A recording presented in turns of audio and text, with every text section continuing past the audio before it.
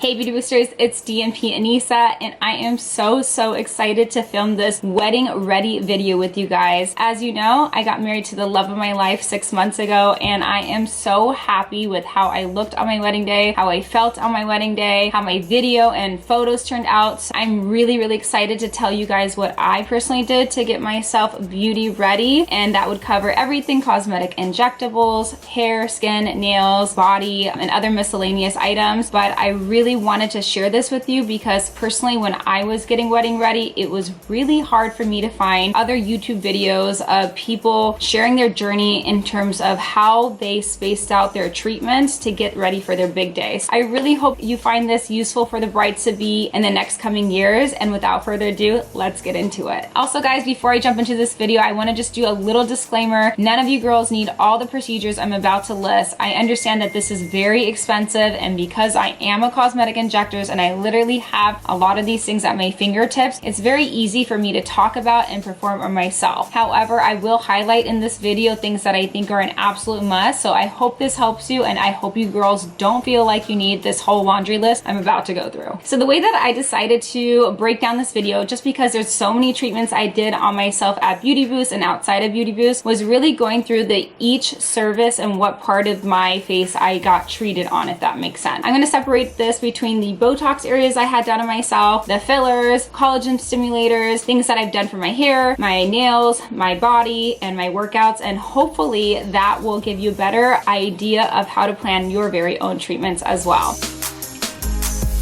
First off, for Botox areas, the areas that I treated on myself that I personally enjoy is treating my frown lines and my crow's feet. The reason why I really like this on myself is because it literally gives you the best brow lift possible, and I actually do this a lot on my patients. When you relax your depressor muscles here and here, it literally bounces the brow up, showing off more eyelid skin, which in turn will show off your makeup. I wanted to leave my forehead lines intact only because I wanted to have some kind of movement of expression and surprise when I saw the guest, or just happy and not having that frozen look. Also, my forehead lines are not very visible. However, if you have etched in forehead lines, I do recommend sprinkling a few units across the forehead. That way makeup doesn't get settled in that area. But very light dosing in the forehead is key, just so you don't look too stiff. Another area I had done Botox on myself is in my chin and in my neck. And the reason why is because when I cry, I tend to wrinkle my chin a lot, like this. I'm kind of due, but it gets more wrinkly, so I just wanted to have that smoother appearance. I actually really like the look of Botox in the chin if you have dimpling like that. I also did Botox in my platysmal bands because I noticed personally with me, when I turn my head, my platysmal band likes to stick out and it looks like I have saggy skin, but really I don't. It's just a muscular pull. By relaxing this muscle, it tucked underneath my skin and I was able to show off a really nice snatched jawline. I also did it underneath the jawline, relaxing the whole platysma muscle, not just the band. And by doing that, it tucks in the muscle and the skin and it just really shows off the mandible. A lot of people at my wedding kept telling me that my jawline filler looks so good. Everyone knows I'm a cosmetic injector, and I actually have no jawline filler. It was simply Botox. Something that I'm always going to implement in personally my beauty plan going forward and all of my patients, because I think it's such a beautiful, easy, and affordable correction. Another area I had treated for Botox is my masseters. You guys already know how much I love my masseters being treated. It just helps slim my lower face. I have really strong chin muscles that tend to puff my cheeks out with smiling, so I really love that correction, so I definitely kept it up for the wedding. Areas that I wish I would have treated on myself personally before the wedding with Botox is in my hairline, and I know that sounds so crazy, but I don't know if you guys do this. Botox actually treats sweat glands and oil glands, so when you inject it intradermally, it shuts down those glands, so that way sweat doesn't kind of creep down on your makeup, ruining it or cause any frizzies along the hairlines. A little regret, but that's okay. It wasn't a big deal. A little blotting paper definitely helped with that. Other areas that I didn't do on myself that I think would be really pretty on the brides-to-be who are candidates for this procedure is what's called a gummy smile correction. That means that when you smile or laugh really strong and you show gums, it's a really good idea to help relax that area. That way when you're smiling, you're really showing off your teeth and your lipstick and you're not self-conscious of that gum exposure. I also recommend people who have strong bunny lines, meaning when they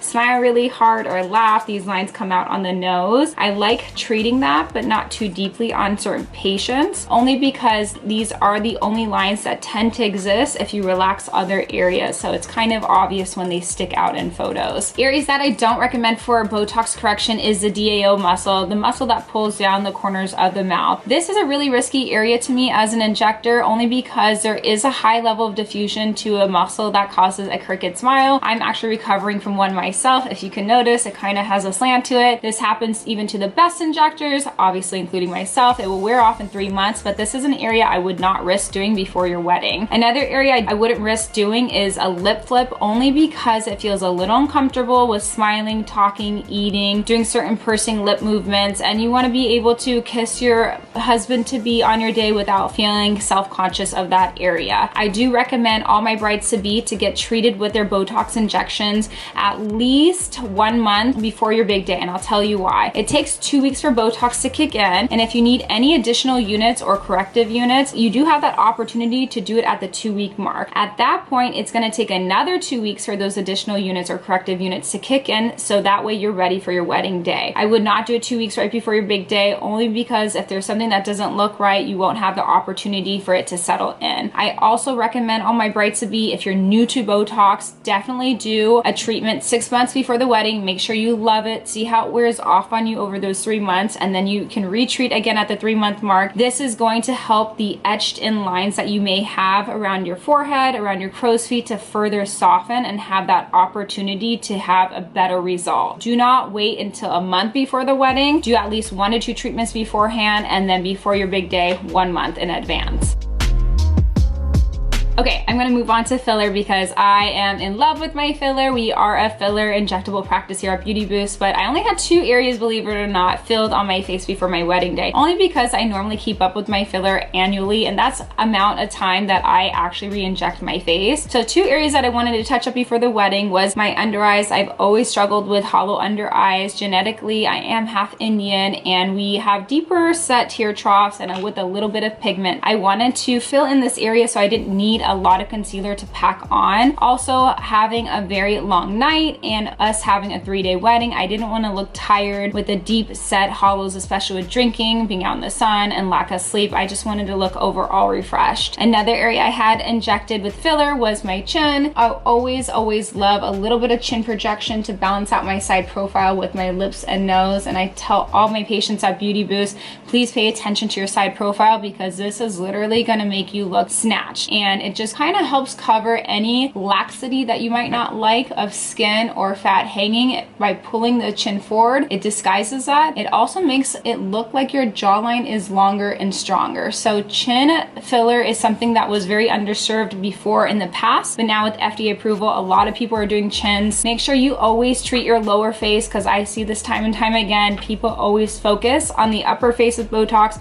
mid face with filler, and then they neglect the lower face. So I absolutely loved how that looked on my wedding day. Areas that I would recommend for you brides to be before your big day that I think would look stunning on any kind of makeup application is doing your cheeks. Doing cheek filler helps not only elevate the mid face, giving you a little bit of a mid facelift, but it gives you beautiful contour that makes your makeup look gorgeous. You don't have to do as much contouring, you don't have to do as much highlight, as much blush. It just looks like something that's very angular, and no matter how you turn, people are going to appreciate beautiful cheekbones, and I always think that's so iconic of a bride-to-be, is having nice high cheekbones. It also looks like you're smiling and happy and glowing from within. Another area that goes hand in hand with cheeks that I recommend you fill if you have deep ones are your nasolabial folds, also known as the smile lines. When we have creasing in our smile lines, makeup likes to gather and settle in here. This is an area that I highly recommend getting filled, because you're gonna look airbrush and Facetune without having any editing in real life, and I absolutely love this correction because it doesn't make you look like you're frowning with those deep set smile lines. It's so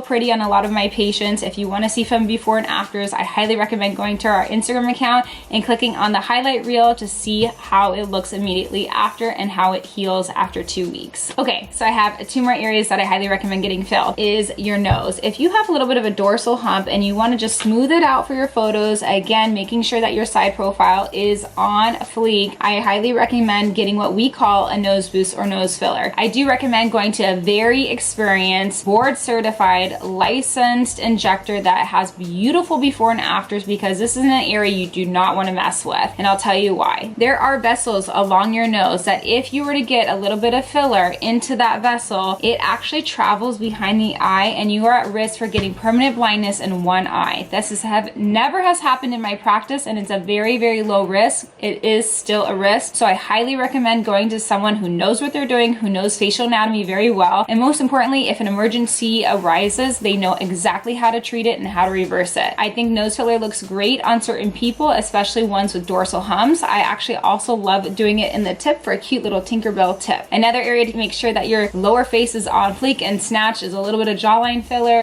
If you put a little bit of filler in the apex of the jawline, also known as the mandibular angle, it just gives that beautiful illusion that it's nice and snatched. Lastly, if you brides-to-be are thinking about lip filler, I highly recommend doing it at least 3 months before your wedding. The reason why is because your lips typically swell 2 to 4 weeks, and you want to make sure that you're very happy with the results. Sometimes we have to massage out little balls of fillers. That can definitely happen with any kind of hyaluronic acid based filler. It likes to clump up even with the best injectors. So we want to make sure that it's nice and smooth, no additional touch-ups are needed, and usually at the 3-month mark your lips look beautiful. If you girls are thinking that you want a little lip enhancement but do not want to commit to a full syringe of lip filler, something that we do at Beauty Boost is called a lip line boost. This is where we put about 1/4 of a syringe in just the upper lip line. This enhances a cupid's bow, gives you a beautiful crisp lip border, and it will allow your lipstick, lip liner, and lip gloss to hang on better. Usually when we don't have any border or it just kind of goes flush in with our skin, makeup likes to creep up in terms of lip products, so this just kind of gives it a shelf to cling on to, and I absolutely love this, and it's super natural looking. Lastly, an area that we do at Beauty Boost that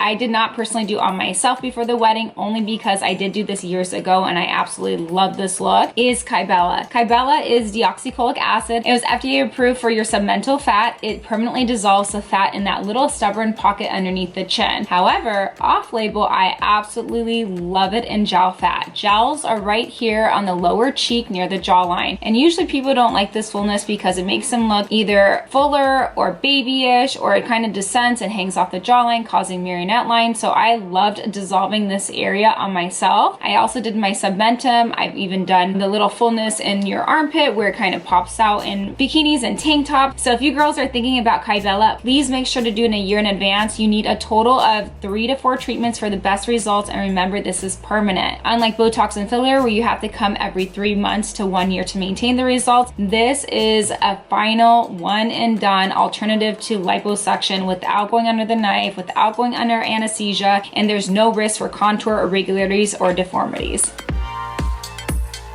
Okay, let's move on to skin. Skin, in my opinion, is the #1 most important thing that you brides-to-be should be the most concerned about, and I'll tell you why. Makeup can cover a lot in terms of making you look photo ready. However, in person, if your makeup looks a little textured because of acne areas, it looks settled into your pores because the pores are enlarged, honestly, none of your makeup's gonna look good. In fact, it's gonna make you look worse. You already know I'm obsessed with ZO, Dr. Zain Obaji's medical grade skincare. I am on the brightening protocol with the hydroquinone. I actually have a mix of melasma and acne scars. This helped wipe out my entire pigment. If you want to learn more about my ZO regimen, please go to Instagram, look at our highlight reel entitled Skin, and you'll see exactly my skincare regimen, and you'll have an opportunity to click on our online store and purchase the products yourself. Another thing I've done to help my skin get wedding ready is a PRP Microneedling facial, also trademarked as the Vampire Facial. This is where we get a microneedling pen. We have the FDA approved pen called the Skin Pen in our practice at Beauty Boost that vibrates in and out with 13 microneedles at a certain level of depth, anywhere between 0.5 to 2.5 millimeters of depth. The reason why I love this treatment for anyone that is preparing for a big event is because it gives you a beautiful resurfacing. Not only does it shrink pores, resurfaces textured areas, lightens up scars, but it also helps tighten skin. I tell all of my patients in their 20s and 30s, if you could do 2 things in terms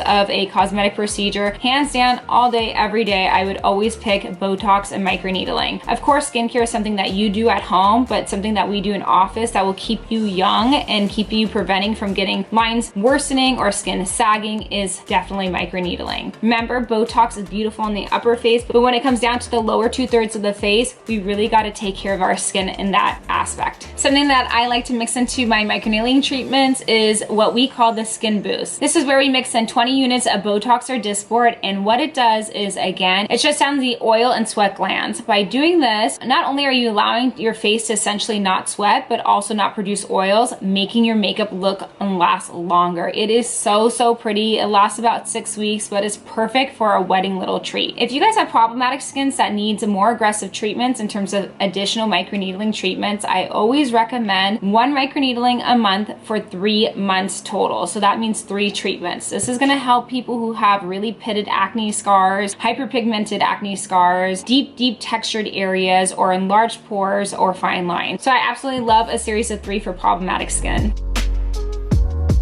Let's move on to collagen stimulators. What I absolutely love here at Beauty Boost is Sculptra. Sculptra is a collagen stimulator that we inject into the skin. And the way that I like to think of Sculptra is that it's like smart seeds. You're literally putting in fertilizer in a way that's telling your skin to produce collagen in areas that you're lacking. For example, I love Sculptra in my older women that have little hollowing in the cheeks and is causing some sagging in the front, causing these vertical smile lines, crepey skin. I love it in the submailer just for a little retraction of the skin, because remember, when we produce collagen, it helps a beautiful skin tightening. What I did on myself before the wedding, and I did 2 sessions of this, is Sculptra in my temples. We separate each session 6 to 8 weeks apart. So again, if you're thinking that you would like a little collagen stimulation anywhere in the face, make sure you plan 2 to 4 months in advance before your big day. I love it in my temples because it does last longer than filler on me. I naturally have very concave temples. This is a giveaway for a more skeletal, aged look, and it makes your cheekbones look really prominent if your temples are really hollow. I love Sculptra in terms of how it balanced the periphery of my face, and it actually gave me a beautiful elevation of my eyebrows as well. Another area that I worked on for collagen stimulation is my under eyes. After I did filler, I worked on PRF. PRF stands for platelet rich fibrin. We are obsessed with this at Beauty Boost, and the reason why is because it is your natural growth factors that we're literally extracting from your blood. We're spinning it, we're extracting the growth factors and injecting it underneath the eye. When we put your own growth factors, also known as stem cells, underneath areas where thin skin is aging, it helps thicken up the dermis. When you're thickening up that dermis, you don't see a lot of the hollows or the darkness or the crepiness. So I love this either in combination with filler or by itself, and it's super natural. You do need a series of 3 to 5 treatments separated about 1 month apart. So this is something that I would definitely start planning for in advance if you want a really pretty brightening effect and not wearing a ton of concealer on your wedding day. I actually also recommend this before your honeymoon, just so you feel naturally pretty and again don't have to pull makeup when you're trying to just have a nice little beach day. Okay, the last collagen stimulator that I did months before my wedding was a thread lift. I love this, you guys, and I know it looks really barbaric on Instagram when other providers are performing it, but I will tell you that it's not painful at all. It's just a lot of pressure, but it's worth it. I literally felt like a Barbie. Threads are composed of PDO, which stands for polydioxanone, which is literally suture material that surgeons developed over the years and found that if we are able to insert it underneath the dermis and the subcutaneous fat, we are able to reposition fat that's hanging. And just pulling up the lower face just makes you look so refreshed. It's like a little mid facelift. And the most important part about threads is that over the next 3 to 6 months, while your body is breaking down those threads, it's producing collagen, which in turn helps retract the skin, producing a beautiful skin tightening result. In addition to the collagen stimulators I injected on my face, something that I did to continue enhancing my collagen production internally is taking Vital Proteins. This is a powder collagen that I add 1 scoop to my coffee every morning, and I will tell you that it took about 1 to 2 months to really see results. The most noticeable results in my skin was the plumpness. It felt a little more firm. It also helped my back pain, so I think there is some kind of correlation with joints that I have to do further research on, but I saw a huge improvement in my hair and nails as well. And this is so easy to put in whatever drink that you consume every day, even water, only because it doesn't taste like anything.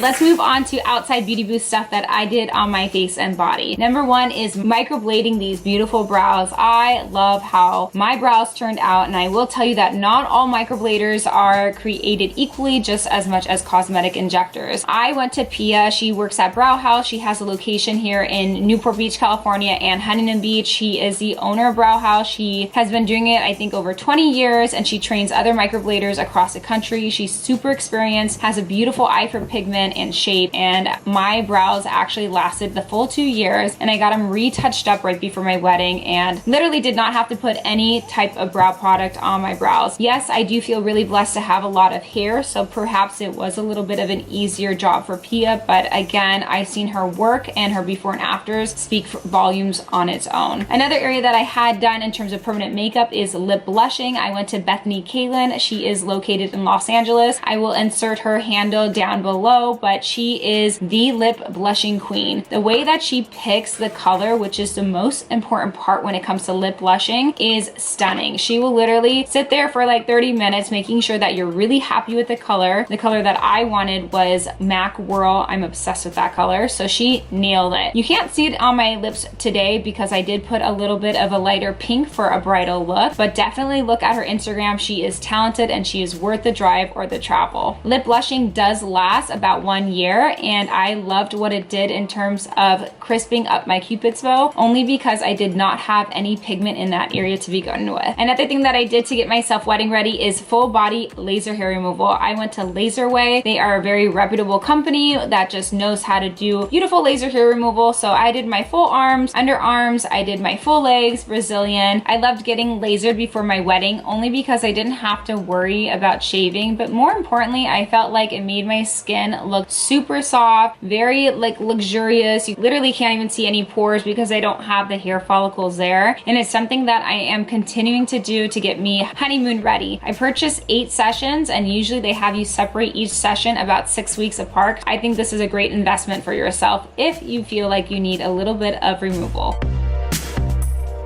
Okay guys, let's move on to body, because my body, let me just tell you, looked banging for the wedding. I really invested in hardcore dieting, hardcore exercise, and a couple treatments in between, so let me tell you what I did. Usually at Beauty Boost, I don't eat a lunch. I believe in intermittent fasting. Studies have shown that intermittent fasting is the most effective at the 16-hour fasting mark, although it does not encourage or recommend over the 16-hour time frame because it's not proven to help with weight loss. I was doing 20-hour fast, which is a little crazy, and it wasn't by choice. It was kind of involuntary. I was super busy before the wedding, and I wanted to make sure that I was able to treat all my patients before leaving for that week, and Heather was on maternity leave, so I was taking care of her patients too, so I was super skinny by doing intermittent fasting, and the beauty of that is I was able to eat whatever I want after my fasting window. I still kept it pretty clean. I did a meal delivery plan called Thistle. Thistle is amazing if you guys have not heard of it. It is a meal delivery where it gets dropped off to your door every Monday morning or whatever day of the week that you prefer, and it is fresh. It has tons of veggies, meats, it has gluten-free and vegan options. I love that ready-made meal option. I also did Home Chef with Hanny. We loved cooking together. It was cute during our premarital counseling nights, which we did through the church, and we just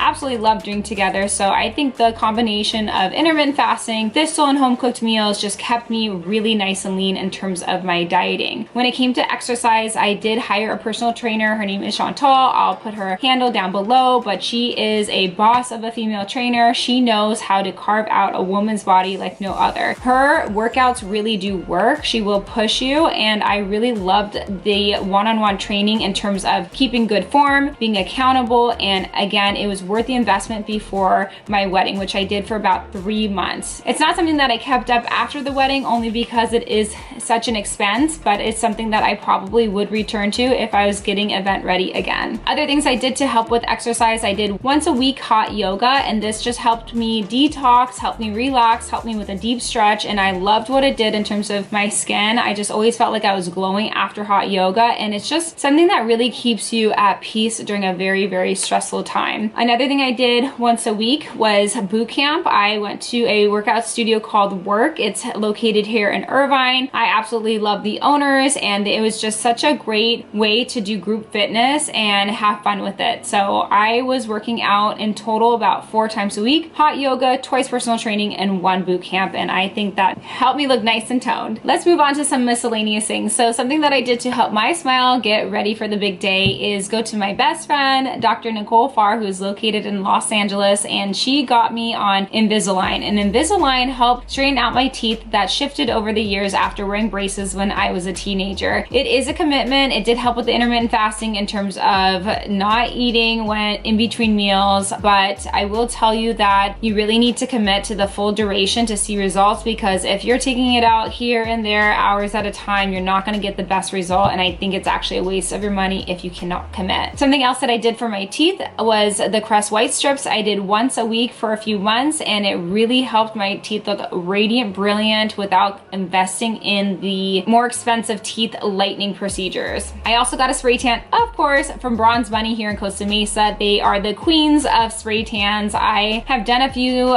self tanners myself with the Saint Tropez, with the Loving Tan. As much as they produce a beautiful natural result, I wanted something a little bit of extra glow, extra level, extra bronze, something that fit really nice with my skin tones. They made a nice little concoction, and I just loved how my skin looked like. It literally looked like butter and glossy and just hydrated and healthy, even though I was dehydrated from drinking and tired from not sleeping, and you know, you get my gist. But I looked gradient with the spray tan. Of course, I got gel manicure and pedicure. I was back and forth with what to do with my nails. I love the idea of French, but I also think it's a little outdated, so I went with a nice ombre French, which is more modern. It looked really clean, really natural, and then I got bright white on my toes. I do recommend getting gels on your toes for your wedding, only because of all the dancing, especially if it's a light color. You don't want it to get chipped or scuffed. You just want to always look like you're put together, because all the tension is going to be on you.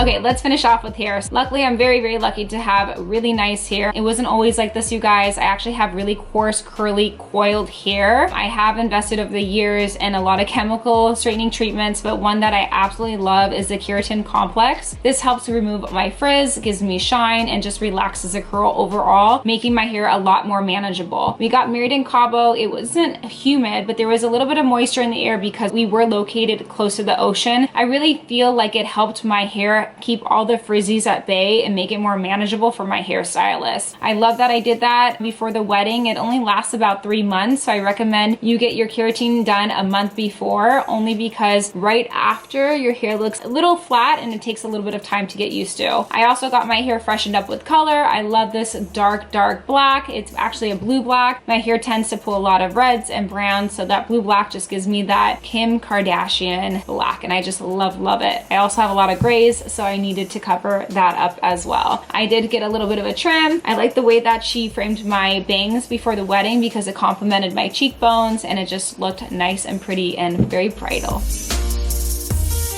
Let's move on to my outfits. I got my wedding dress from the White Dress in Corona Del Mar here in California, and my stylist was Emily. She literally helped me pick out my wedding dress within the first hour. I'm surprised how easy of a bride I was. I picked the 3rd dress I tried on. It was an Inés de Santo dress. If you guys haven't seen it, I will insert a photo here, but I just love how glittery it looked, how sexy it looked, how modern it looked. It was just something that I could have never imagined that looked so beautiful when you go into the store and try it on. You can spend hours online shopping for wedding dresses, but until you actually go in, that's when you know what looks good on your body type. I highly recommend only going to maybe 2, max 3 wedding dress stores, only because it will get you a little overwhelmed to try on all the wedding dresses and a lot of the opinions from your bridesmaids and family members. I only took my mom and my sister. I think that really helped me figure out what dress I wanted really quickly without having a lot of opinions to think about. My jewelry was from Naudry, from Nordstrom's. I feel like they have a really good bridal collection for very affordable price, and my hairpiece was from downtown LA. I was noticing that a lot of the hairpieces that were bedazzled on Instagram or online stores were insanely expensive, like upwards of $600. When you go to downtown or any wholesale store, you're able to get it a lot cheaper. My headpiece was literally $100 and I resold it for $300. So I got a nice little return on investment and a little extra extra money on the side as well. My shoes were Stuart Weitzman. I highly recommend wearing comfortable shoes. Nobody sees it. If you're really doing it for the photos, just get an extra pair of shoes to throw in for the photos. Who cares? No one's gonna match up what your photos and ring that your photographer took a picture of with what you actually wore on your wedding day. I was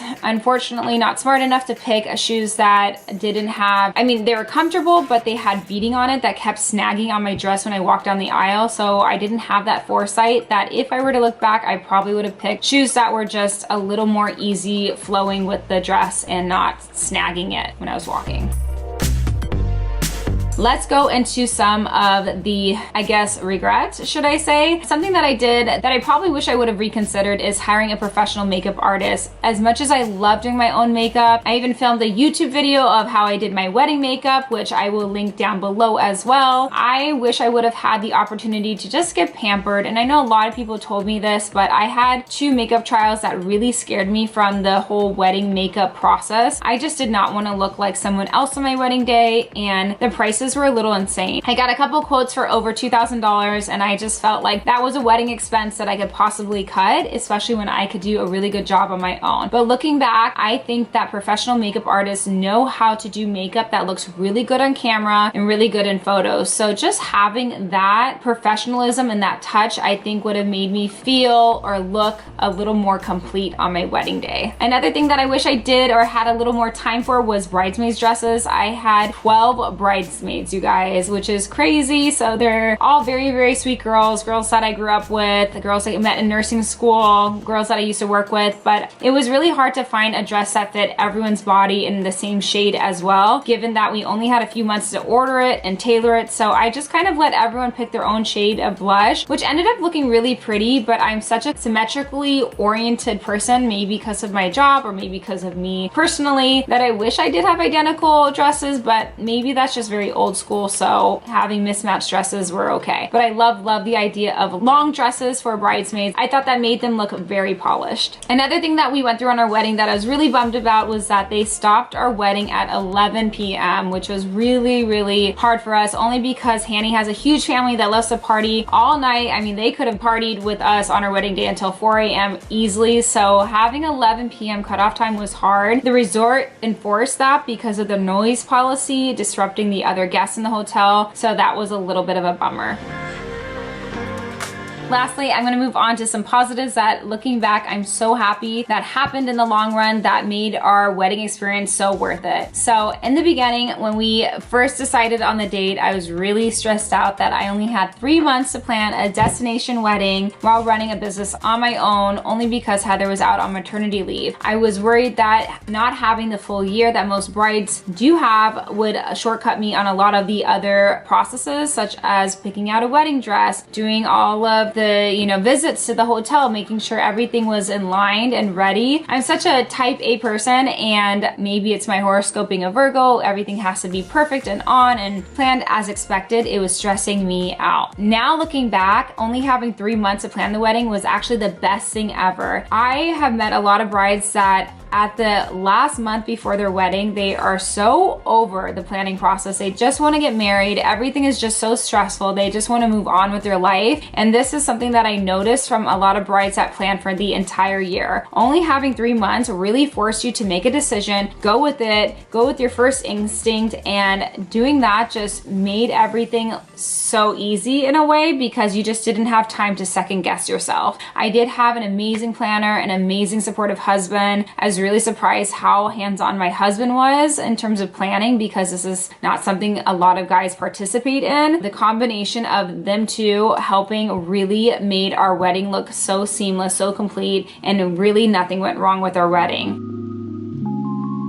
Actually, let me share something that did. We hired a DJ named Mike Soltani. He was like highly recommended. He is the wedding DJ, and long story short, we spent about almost $10,000 on getting him to not only fly and accommodate his stay at our wedding, but also paying him for the 3 days of DJing, as well as all these crazy equipment that he wanted and was demanding. Long story short, a week before the wedding, you know, he asked for all the songs that we wanted to play, and because he was not comfortable with playing ethnic songs such as Indian music and Arabic music, he is Persian, he said he didn't want to play brown music. I'm not sure what the discrimination really, how that affected playing music at a wedding, but he decided to let us go, and we had no wedding DJ on a holiday weekend, which was Memorial Day, so that was really stressful, and that's where an amazing planner stepped in. She got us a resident DJ at the hottest nightclub, Mandala, to DJ our wedding in Cabo. His name is Tony. I want to say his last name is Florin. I will put his handle down below, but he absolutely killed it, and looking back, it was definitely a blessing in disguise. Something else that I was really disappointed in terms of the wedding process, but now looking back was actually a lifesaver, was wedding invitations. We did not have enough time to print a wedding invitation and send it out formally, so we just did an evite, and at the time I thought that was a little tacky because that's just something that I never imagined myself doing, but looking back, it just saved us a lot of time, a lot of money, and at the end of the day, people throw away these invitations. It's really only a keepsake for yourself. I'm happy that we did the digital route instead of the printed route. I also loved how much Hanny's family helped. His mom put together little gift bags for all the guests who stayed at our wedding venue, and that helped so much in terms of a little support. So if you brides-to-be need help, do not be afraid to ask your family or your friends. That is what they're there for, and it just helps alleviate a lot of the process and weight off of your shoulders. Another thing that I loved is that we chose an all-inclusive resort. We chose Garza Blanca. It is brand new as of 2 years ago. We were their first ever wedding that they hosted. While this was really exciting to be their first one, there was a lot of growing pains that we had to deal with the resort. Again, my wedding planner helped iron out everything, but management at the resort was a little bit of a disaster. It is a gorgeous hotel, beautiful view, and amazing food. So I am happy that we picked such a stunning hotel, and I cannot wait to go back for our 1-year anniversary soon. We also did choreographed dances. I did a choreographed dance for our first dance with me and Hanny, and we went to Bella Ballroom here in Newport Beach. It was such a fun process. You fall in love with your partner all over again, and you envision your day together, and it's like such a fun activity, something to just de-stress and enjoy the process, and I loved it, and I loved how it came out. It was a little bit of, you know, elegance, a little bit of fun and silly, and just overall hyped the crowd up a lot.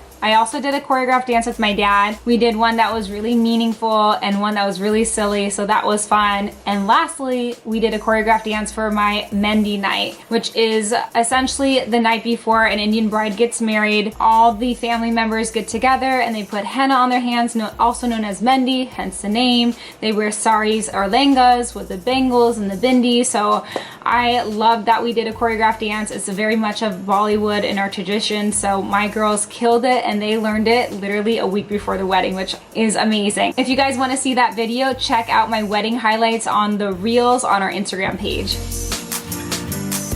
Lastly, something that I am so grateful that I did not get too caught up with in terms of the wedding planning process is detail. I think Pinterest and all these wedding blogs and websites give you all these fun ideas for little details that you could do here and there, and to be honest, nobody really notices it. Even flowers, I'm so happy we didn't invest a lot of money in flowers. That's one area that me and Hanny agreed that it's such a waste. What people really remember from your wedding is how much fun they had and how much love they felt. So if you can provide an emotion, that is going to be more of an investment than something that people would not even notice or appreciate as much as you do. So I think having great drinks, don't be the wedding that does beer and wine. I think that's so unfair to your guests. They came to support you and celebrate you. So having a little more that you can afford to entertain them and celebrate your love together will make everyone happy. I do notice a lot of the weddings I go to for the beer and wine, people leave early. So that's key, is alcohol. Food is also a must. Having good, delicious food. It's kind of tacky if you're not providing a full meal, especially if they're coming, they did not eat that day, and you don't want them to get so drunk that they didn't have any proper food in their stomachs. Okay guys, that is everything that I wanted to share in terms of what got me wedding ready, all my peaks and pits and everything in between. So I hope you guys enjoyed this video. I spent a lot of time working on it, and I really wanted to give you everything that I went through so it could help my brides to be. If you have any any questions, please comment down below. I'm happy to answer anything and everything. Even direct message me on Instagram if you feel more comfortable on that platform. Please follow us on TikTok. Please subscribe here on our YouTube. Like this video if you want more videos of this coming, and I will see you guys soon.